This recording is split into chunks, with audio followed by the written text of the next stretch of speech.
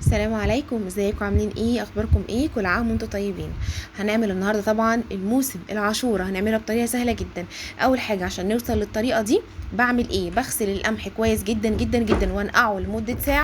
بعد ما انقعه لمدة ساعة برفعه على النار بمية مغطية القمح ويغلي مرة اتنين تلاتة، وبصفيه وارجع اعيد المية تاني برضو اغطي القمح وبرضو هيغلي مرة اتنين تلاتة، وبعد كده بغطيه واسيبه ساعتين كاملين. بعد الساعتين افتح الحلة الاقيه بالشكل اللي انتوا شايفينه ده، في نسبة مية صغيرة ومفشر. يعني ايه مفشر؟ يعني مفتح كده وكميته زايدة.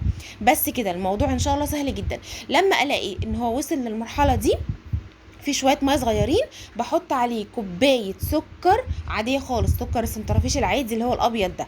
خلاص. وبعمل ايه؟ بفتح النار واسيبه على نار متوسطه واخلي السكر يغلي مع حبوب القمح كويس. ليه؟ علشان الحبايه يعني تكون متغلفه كويس بالسكر وتكون مسكره، يعني تكون حلوه، مش وانتي بتاكليه تحسي ان القمحيه نفسها مش مسكره. هنا بعد ما يغلي كويس جدا مع السكر بسيبه بس شويه كده، يعني مثلا 5 دقايق 7 دقايق يغلي، او يعني ياخد كده ويدي مع بعض زي ما بنقول القمح وكوبايه السكر اللي انا حطيتها. عفوا. بس خلاص بسيبه يغلي شويه كده مع السكر بحيث ان انا احس ان السكر كرمل شويه. بعمل ايه بعد كده؟ بنزل ب2 كيلو الا ربع من اللبن، واكون شايله منه كوبايه لبن على جنب. يعني انا مثلا غاليه 2 كيلو، هاخد كوبايه لبن اخليها على جنب عشان ادوب فيها النشا والكريم شانتيه، وبحط باقي اللبن على القمح بتاعي. خلاص. ما تقوليش ان اللبن كتير، اللبن مش كتير خالص.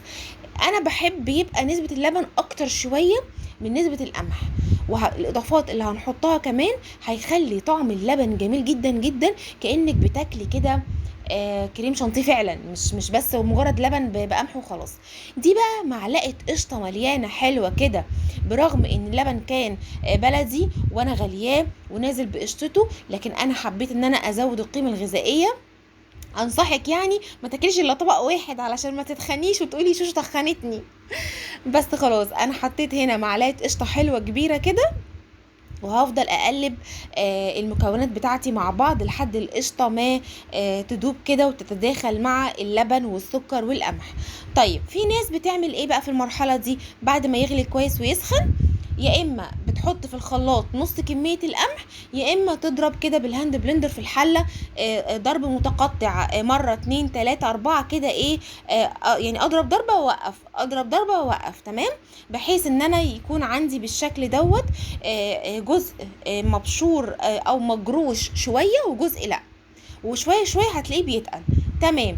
ادي كوبايه اللبن اللي انا كنت شايلاها من اول الفيديو، حطيت عليها 3 معالق نشا صغيرين مليانين. يعني كوبايه الشاي والسكر دي انا ملياها نشا، 3 معالق نشا، وهحط كمان 5 معالق كريم شانتيه خام عادي جدا.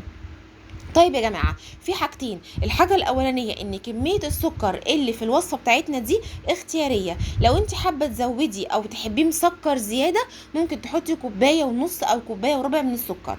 لو بتحبي سكره مظبوط وما يبقاش كده يجزع النفس، يبقى هي كوباية السكر كفاية جدا جدا على الكمية دي. وكمان الكريم شانتيه اللي هستعمله ما يبقاش محلى علشان يبقى فيه توازن في السكر. أنا حطيت 3 معالق نشا صغيرين مليانين و5 معالق كريم شانتيه خام على كوبايه اللبن والفانيليا.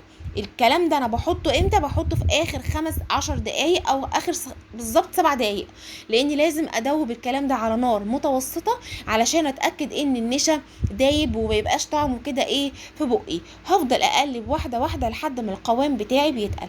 للامانه علشان ما بقاش عملت حاجه من وراكم، انا زودت معلقه نشا كمان.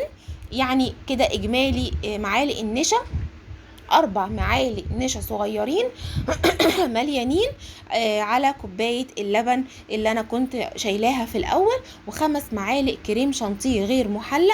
ولو هتحطي كريم الشانتيه محلى يبقى لازم تقللي نسبة السكر، لان كريم الشانتيه المحلى بتبقى نسبة السكر فيه عالية شوية.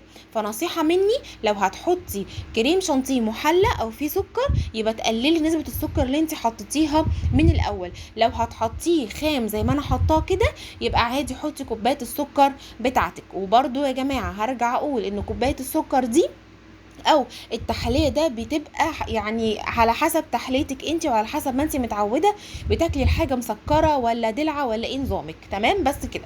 دي كانت اخر كده نقطتين فانيليا بحطهم في الاخر عشان يطلعوا لي كده ريحه الفانيليا وابقى شماها كده ويبقى ريحتها حلوه وجميله. بس كده. الوصفه سهله جدا وجميله وحرفيا ما اخدتش مني وقفه كتير خالص. هنعيد مع بعض تاني بالراحه كده. انا جبت نص كيلو من القمح، غسلته كويس جدا جدا جدا جدا، رفعته لا قبل ما ارفعه على النار، بعد ما غسلته نقعته لمدة ساعة، وبعد كده رفعته على النار بمية مغطية القمح، وخليته يغلي غلوتين تلاتة، وبعد كده صفيت منه المية اللي غلى فيها اول مرة، ورحت حاطة مية تاني وغلى برضو غلوتين تلاتة. بعد ما غلى بقى الغلوتين تلاتة دي بعمل ايه؟ بقفل النار واغطيه، اكمره زي ما بنقول كده بالبلدي، بكمره واسيبه لمدة ساعتين. بعد الساعتين افتح الحله بلاقي الكميه ما شاء الله زادت جدا ومفشر معايا وبيبقى تحفه جدا وجاهز على تزويد اللبن. انا هنا خلاص خلصت الكميه بتاعتي وطفيت على النار وسبته يهدى بس شويه، وغرفت بقى الاطباق بتاعتي. عايزه اقولك اوعي تنسي ان احنا في موسم، اوعي تنسي صحابك وحبايبك وجيرانك، ماما وبابا الله يرحمهم يا رب، اتمنى ان انتوا تدعوا لهم بالرحمه. وبالمناسبه النهارده ذكرى وفاه والدي الله يرحمه، ادعوا لهم بالرحمه. يعني كانوا بيعملوا الموضوع دوت، وكانوا بيعملوا علب كده او اطباق للجيران والحبايب والاصحاب. دي حاجه حلوه جدا وبتعمل تواصل حلو جدا بينك وبين جيرانك وحبايبك واهلك واصحابك. اوعي تنسي اهلك، اوعي تنسي جيرانك، عشره عمرك. وكل سنه وانتم طيبين، تنعاد عليكم يا رب الايام بالخير والسعاده والبركه، وكل واحد يحقق كل اللي اتمناه. اتمنى تدعوا لي دعوه من قلبكم ولكم بالمثل ان شاء الله. واقول لكم شكرا جدا وشكرا على حسن متابعتكم، والسلام عليكم ورحمه الله وبركاته. كل عام وانتم طيبين. شكرا.